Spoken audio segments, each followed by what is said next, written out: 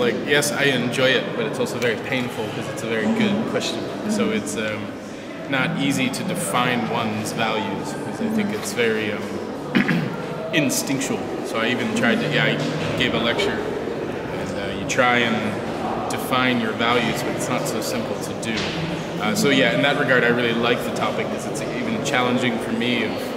I have to think myself, what are my values and how would I define them? Well, some values are, I'd say, core values that you use everywhere. And some values do differ. I wouldn't say they're not like fundamentally different, but they do shift. I mean, now I do work in China, and I do work in Africa, and I've done work in North America and in Europe, and the values are different. China certainly has its own value system and the way things are run, and if you really want to practice there, I think are wise to acknowledge it, and if you don't like those values, then you shouldn't practice there. And so I think that's true of anywhere. But I think it's also not just country to country, it's also, you know, place to place, or even client to client. Like some of the stuff we're doing for China now, we're doing a project where they're putting a park on top of a water treatment plant. So that sort of client is a big, very wealthy client, which has certain values. And another project we're doing is in a slum in Nairobi, so that has a very different value as well. And it's not necessarily about one's in Africa and one's in China, but one is a massive infrastructural company, and one is a really small, poor neighborhood. And so you have to kind of, your values still remain the same, but they do shift in terms of how you think of your world. So they do bend. I don't think they break in different places, but they do bend, yeah. Well, for us in terms of our practice, and again I spoke about it a bit in the lecture, for our practice, I don't know if it's a value, but it's a value for us, is we think, at least in urbanism, as the notion of cities become more and more talked about, the way that one can think about doing urban planning and architecture is changing.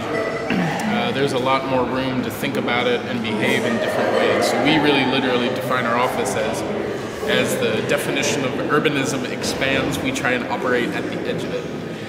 Which is a fancy way of saying we like to do art installations, we've done movies, we curate events, but we also like to do master plans and buildings. And for us, that's maybe a value that we appreciate, is that there's different ways to think about urbanism and about the way we build our world, and we would like to explore those. And we think by operating on the edge of the traditional practice, that helps us to think a bit differently about how we behave.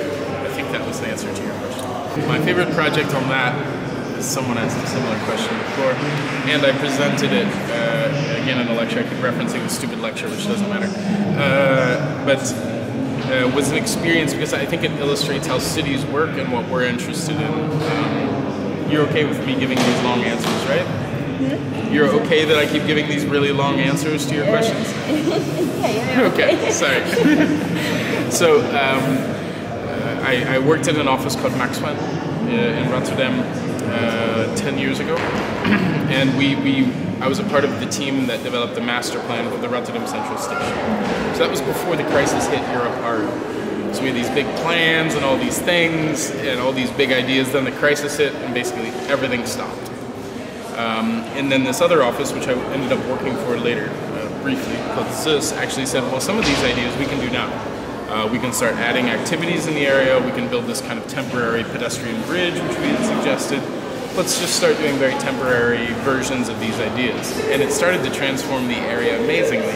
And it's still my favorite area to go out in Rotterdam. Whereas 5 years ago, it was like a scary area in Rotterdam. That's where you go to get heroin and prostitutes, to be honest.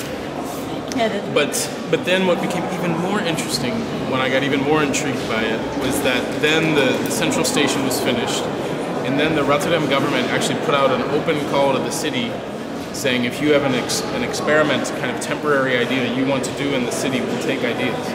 And one of them was by MBRDV, which is one of the really big and successful companies in Rotterdam. They proposed these temporary steps made out of scaffolding right next to the central station.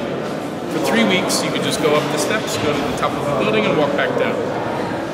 But this idea that the city kind of is a place to continue play and reinterpret, and the government can facilitate these things, and that even though the thing like a central station is done and the queen shows up and cuts the ribbon, doesn't mean it's done. There's still a way to be playful, and even when you have a big practice like MDRDB, you can still continue to do small, fun things. And so for me, that illustrates, and I was a part of it, but in reality, most of the things I described that were the most significant, I had nothing to do with. But it's a fun project to be involved in that it's a big reminder of how limited your role is, but also how you can think differently and really make massive changes. Because I think the things that CIS did and the government did are amazing. And I think in the end they'll probably build some version of that master plan we did. But that it's going to be way better because of all these other things that happened along the way compared to what we thought of 8 years ago.